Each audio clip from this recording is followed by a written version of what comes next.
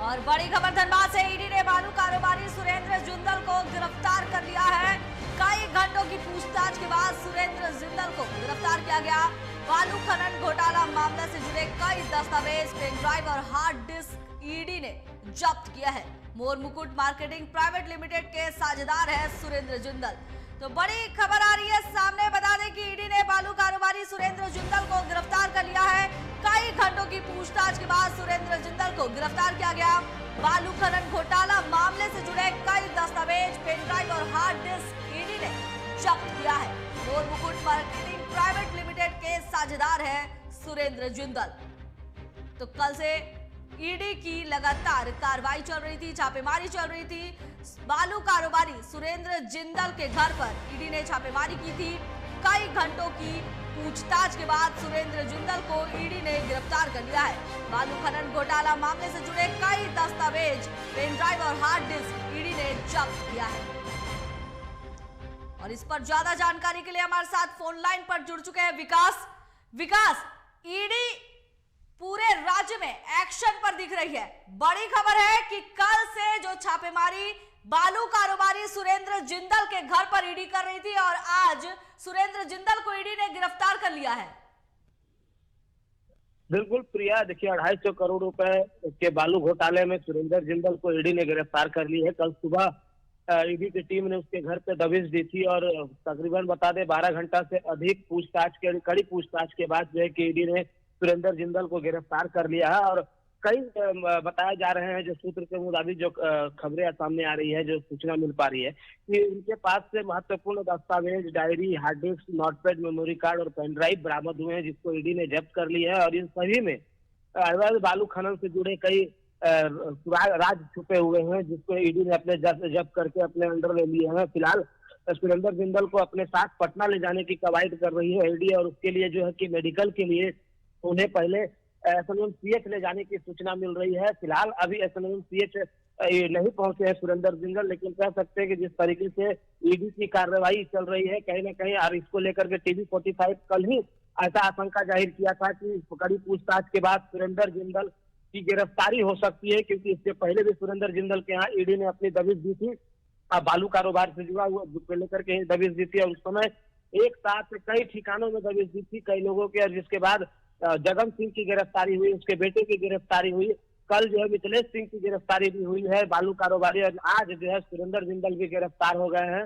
तो कह सकते हैं कि कहीं ना कहीं ईडी की अवैध बालू खनन को लेकर के ये बड़ी कार्रवाई बताई जा रही है। जी प्रिया। विकास, ईडी एक बार फिर से सुरेंद्र जिंदल को जिस तरह से बाकी जितने भी गिरफ्तारी हुई है सभी को अपने हिरासत में लेकर पूछताछ कर रही थी, एक बार फिर से ऐसा अनुमान लगाया जा रहा है कि सुरेंद्र जिंदल को भी अपने हिरासत में लेकर पूछताछ करेगी और कहीं ना कहीं इससे और भी कई नामों का खुलासा हो सकता है। निश्चित तौर पर देखिए, इनसे भी पूछताछ की जाएगी, और जब इनको इनकी हिरासत में लेंगे और हिरासत में लेने के बाद जब इन पूछताछ करेंगे तो कई ऐसे बड़े नाम हैं जिनकी खुलासा हो। क्योंकि कल की जो प्रक्रिया हमने देखी पूरे रेड की कि 3 गाड़ियों से ईडी ने दबिश दी थी, और 2 गाड़ियां जो है तकरीबन 3 गाड़ियां जो है तकरीबन 12 बजे तक वहीं लगी हुई थी, और 1 गाड़ियां से अधिकारी जो है पूरे शहर में भ्रमण कर रहे थे। यानी कि पूछताछ के दौरान जिनका भी इसमें संलिप्तता पाई जा रही थी, जो भी जैसे जैसे अन्य लोगों के खिलाफ सबूत यहाँ पर पाए जा रहे थे, उनका भी जो है ट्रैकिंग किया जा रहा था, उनका भी जो है पूरा कुंडली खंगाला जा रहा था। तो कहीं ना कहीं जब पूछताछ के बाद कई ऐसे सफेद पोष चेहरे भी हैं जो इनमें सामने आ सकते हैं, और जब ऐसे लोग जब सामने आएंगे तो कहीं ना कहीं ईडी उनके ऊपर भी शिकंजा कसने का काम करेगी। और अब देखने वाली बात होगी कि सुरेंद्र जिंदल की गिरफ्तारी के बाद अब अगला नंबर किसका होगा, क्योंकि कहीं ना कहीं बालू खनन को लेकर के जिस तरीके से ईडी ने कोयलांचल धनबाद में दबिश दी है और गिरफ्तारी सुरेंद्र जिंदल की हुई है, तो सिर्फ सुरेंद्र जिंदल ही नहीं बल्कि अन्य जो कारोबारी इनसे जुड़े हुए हैं उनका भी जो है कि पूरी तरह से कह सकते नींद उड़ा हुआ है, उनके ऊपर भी खतरा मंडराना शुरू हो गया है। जब ये बात पूछताछ में तमाम जो चीजें खुलासे होंगे, और जब ईडी तिबारा जब यहाँ पर कह सकते हैं कि धनबाद में जब दबिश देगी तो कई सफेद पोस्ट के यहाँ भी दबिश देने की आशंका जाहिर की जा रही है। बहरहाल देखने वाली बात होगी प्रिया कि अब पूछताछ में क्या कुछ बातें सामने आती है और अगला नंबर किनका होता है। जी विकास, जब भी चुनाव सामने आते हैं, हम पक्ष या विपक्ष की अगर हम बात करें तो जो लोग सत्ता में बैठे हैं वो केंद्र की सरकार, और साथ ही जो विपक्ष में है वो लोग भी लगातार ऐसा दबाव कहते हैं कि बना हुआ है कि ईडी चुनाव के पहले ही एक्शन मोड में आती है। देखिए प्रिया, अगर बालू खनन घोटाले की अगर हम बात करें तो बहुत पुराना मामला है और बिहार से इसका तार जुड़ा हुआ है और आरा औरंगाबाद में भी कल जो है कि ईडी ने दबिश दी थी इसी मामले को लेकर के। ये चुनावी प्रक्रिया नहीं कह सकते, क्योंकि देखिए जो बालू खनन घोटाला जो है बहुत पहले से ही चलती आ रही है और इसको लेकर के ईडी जब से अपनी जांच शुरू की है और जब से जांच शुरू की है धनबाद में ईडी ये दूसरी बार आई है।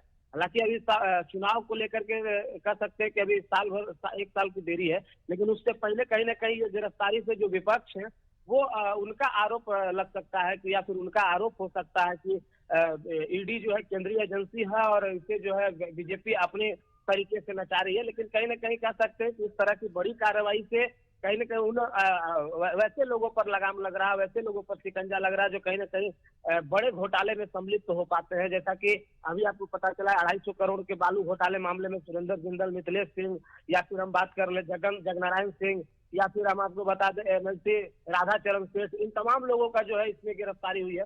तो कहीं ना कहीं कह सकते हैं कि ईडी की यह बड़ी कार्रवाई है। जी प्रिया। विकास, इस जो गिरफ्तारी हो रही है इसके बाद कहीं ना कहीं बयानबाजी का दौर भी शुरू हो सकता है। निश्चित तौर पे शुरू हो सकता है, क्योंकि देखिए विपक्ष हमेशा जो है हमलावर रहा है और जब विपक्ष हमलावर हुआ है, क्योंकि जिस तरीके से अभी आपको हमने बताया कि जब मिथिलेश सिंह क्षमा करेंगे तो सुरेंद्र जिंदल से पूछताछ होगी तो कई सफेद पोश चेहरे भी इसमें सामने आएंगे और वो जब सफेद पोश पर ईडी शिकंजा कसेगी तो कहीं ना कहीं बयानबाजी भी शुरू होगी और बयानबाजी का दौर भी शुरू होगा। तो ये कहना गलत नहीं होगा कि बयानबाजी का दौर जो है वो शुरू नहीं होगा, क्योंकि जब सफेद पोस्ट नेशों पर ईडी की जब दबिश जाती है या फिर कह सकते हैं कि ईडी उन पर शिकंजा कसता है तो कहीं ना कहीं विपक्ष थोड़े से घबरा जाते हैं और कहीं ना कहीं जब घबराते हैं तो कहीं ना कहीं उनको लगता है कि शायद इसका असर जो है सीधे तौर पे आने वाला चुनाव पे लगेगा। तो इसको लेकर के कहीं ना कहीं अपने आप को बचाने को लेकर के ये जो है बयानबाजी शुरू का दौर शुरू होता है और निश्चित रूप से विपक्ष जो है इस बार इसको लेकर के जो है कि बयानबाजी करेंगे। जी विकास, बहुत बहुत धन्यवाद आपका। तो बता दें कि धनबाद से बड़ी खबर सामने आ रही है, ईडी अपने एक्शन मोड में नजर आई है। कल से जो धनबाद के चंचनी कॉलोनी में बालू कारोबारी सुरेंद्र जिंदल के आवास पर ईडी ने छापेमारी की थी, कई घंटों की पूछताछ चली और पूछताछ के बाद सुरेंद्र जिंदल को गिरफ्तार कर लिया गया है।